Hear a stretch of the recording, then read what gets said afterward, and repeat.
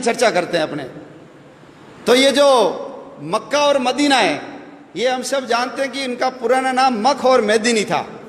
आज भी वहाँ मक्केश्वर महादेव शिवलिंग है, वहाँ उसको ढक करके रखते हैं। जाने वाला मुसलमान उसको चूम करके आता है, जैसे हम शंकर भगवान के शिवलिंग के हाथ लगाते हैं वैसे वो उस पत्थर को हाथ लगा करके आते हैं।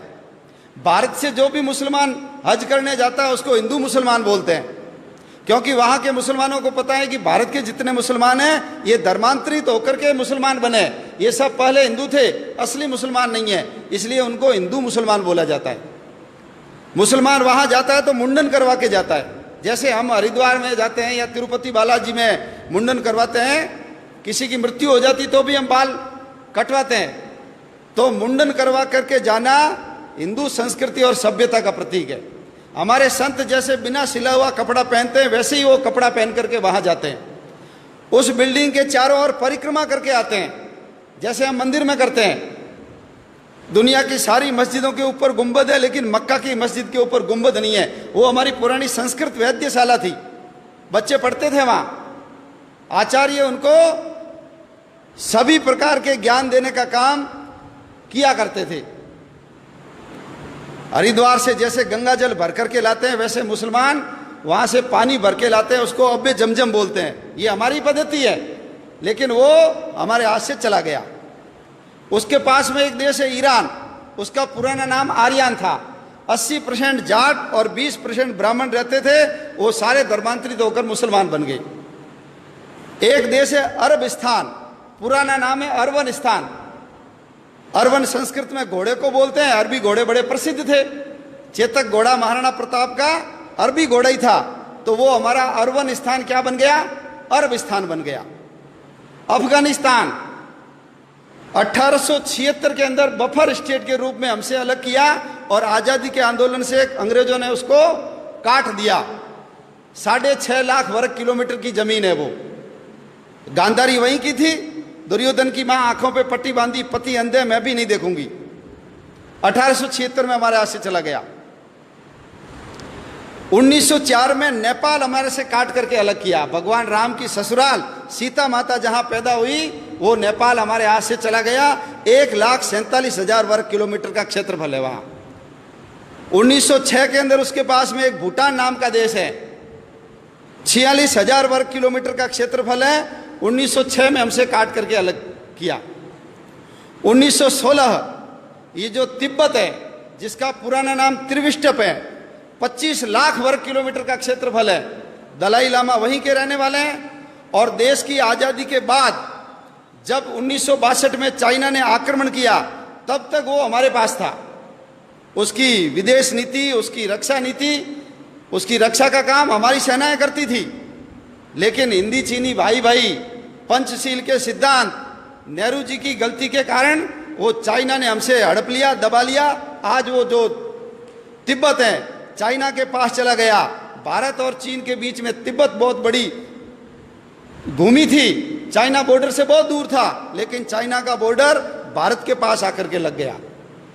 1935 भगवान राम ने जिस लंका को जीत करके सोने की लंका को ठोकर मार दी और अपने भाई लक्ष्मण को कहा जननी और जन्मभूमि स्वर्ग से बढ़कर है, वो 1935 में हमसे काट करके अलग कर दी। क्षेत्रफल कितना है, 66,000 वर्ग किलोमीटर। 1937 जिसको आज हम म्यांमार बोलते हैं, पुराना नाम है बर्मा, रंगून। याद करो, काले पानी की सजा के लिए सबको पकड़ पकड़ करके वहां ले जाते थे और सुभाष चंद्र बोस ने आजाद हिंद फौज बना करके जो हमला किया था, रंगून अपने कब्जे में कर लिया था। वो बर्मा हमारे से 1937 में अलग कर दिया गया। बर्मा का क्षेत्रफल भी 6,70,000 वर्ग किलोमीटर है। 1947 आ गया। 1947 में ये जो बांग्लादेश, उस समय उसका नाम पूर्वी पाकिस्तान था, 1.5 लाख वर्ग किलोमीटर। और ये जो पश्चिमी पाकिस्तान 8 लाख वर्ग किलोमीटर, 9.5 लाख वर्ग किलोमीटर की जमीन 1947 में हमसे काट करके अलग कर दी गई। बहुत पवित्र स्थान हमारे हाथ से चले गए। सरस्वती नदी गई, जिसके किनारे सारे शास्त्रों की रचना सारस्वत ब्राह्मणों ने की, वो हमारे यहाँ से चली गई। झेलम नदी चली गई, जिसके किनारे पर पौरस ने सिकंदर के दांत खट्टे किए थे, वो झेलम नदी गई। सिंधु नदी चली गई हमारी। हमारे 52 शक्तिपीठों में से एक शक्तिपीठ है हिंगलाज माता का मंदिर, वो हमारे हाथ से चला गया। शंकराचार्य ने जिन पीठों की स्थापना की थी, शारदा पीठ, वो हमारे हाथ से चली गई। जहां यक्ष और युधिष्ठिर के संवाद हुए थे, वो कटास राज, वो भी हमारे हाथ से चला गया। नानक देव जी जहां जन्मे, नानक देव जी जिसने बाबर को जाबर कहा और बाबर को बोला ये पाप की बारात है, इतने अत्याचार किए थे बाबर ने, मस्जिद को घुमा दिया, ऐसे नानक देव जी का ननकाना साहब हमारे हाथ से चला गया। पंजा साहब, जहां वली कंधारी ने उनके ऊपर बहुत बड़ी चट्टान लुढ़काई थी, हाथ लगा करके रोका, आज भी उसके ऊपर पंजे का निशान है, हमारे हाथ से चला गया। हमारा शालीवाहन कोट, जिसको आज हम सियाल कोट बोलते हैं, वीर हकीकत राय को जहां फांसी पे लटकाया, हमारे हाथ से चला गया वो। तक्षशिला का विश्वविद्यालय, चाणक्य जैसे शिक्षक और चंद्रगुप्त जैसे शिष्य जहां पढ़ते थे, वो हमारे हाथ से चला गया। हड़प्पा और मोहनजोदड़ो, सबसे पुरानी सभ्यता के अवशेष जहां पर है, वो हमारे हाथ से चला गया। हरि सिंह नलवा, बच्चे रोते थे तो मां कहती थी चुप हो जा नहीं तो हरिया आ जाएगा। हरि सिंह नलवा ने पठानों को पीट पीट करके ये सलवार पहना दी, मुसलमानों को महिलाओं की ड्रेस पहनने के लिए मजबूर कर दिया। ऐसे हरि सिंह नलवा का जन्म स्थान हमारे हाथ से चला गया। महाराजा रणजीत सिंह की समाधि लाहौर में, लाहौर वही लाहौर है जहां जिसको भगवान श्री राम के बेटे लव ने बसाया। पुराना नाम लवपुर था, अभी उसका नाम लाहौर हो गया। कुश ने जिस कुशपुर को बसाया था, उसका नाम वर्तमान में कुसूर है, वो भी हमारे हाथ से चला गया। कश्मीर हमारे हाथ से चला गया। 2,22,000 में से 1,21,000 वर्ग किलोमीटर की जमीन पाकिस्तान ने ले ली, कश्मीर हमारे हाथ से चला गया। 1962 में चीन ने जब आक्रमण किया तो 35,500 वर्ग किलोमीटर की जमीन चीन ने दबा ली। और 1990 में 3 बीघा जमीन तो हमने पाकिस्तान को दान में कर दी।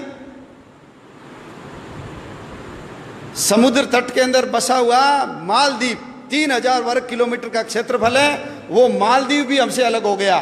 अंग्रेजों को समुद्र के अंदर अपने बेड़े रखने की जरूरत थी, इसलिए उन्होंने मालदीव को 1947 में ही अलग करके आजाद कर दिया। इतनी बड़ी भूमि, इतने 6 प्रांत हमारे हाथ से चले गए, कुल 62 जिले गए।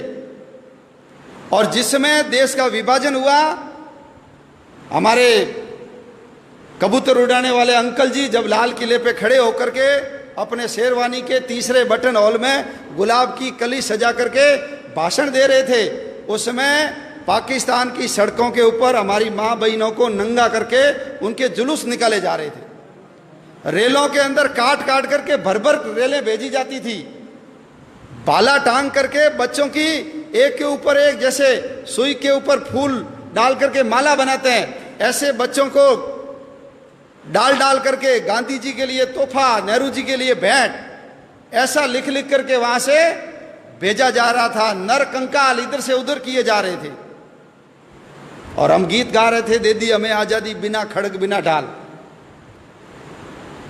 एक बूंद भी खून नहीं बहाया और आजादी मिल गई, ऐसा उस गीत के अंदर वर्णन है। 12 लाख लोग मारे गए, 12 लाख लोग, 2 करोड़ लोग बेघर हो गए। लंबे लंबे मीलों लंबे काफिले, जितना सामान उठा सकते हो लेकर के चलो। कल्पना कर सकते हैं यदि कल हमको कह दे यहां से छोड़ के सब चले जाओ, इतना आलीशान मकान, इतनी बड़ी दुकान, फैक्ट्री, क्या बीतती है मन के ऊपर। लेकिन यह इतिहास हमको नहीं पढ़ाया जाता, और नहीं पढ़ाने के कारण आने वाले समय में हम देश की रक्षा कर पाएंगे कि नहीं कर पाएंगे, प्रश्न चिन्ह खड़ा होता है।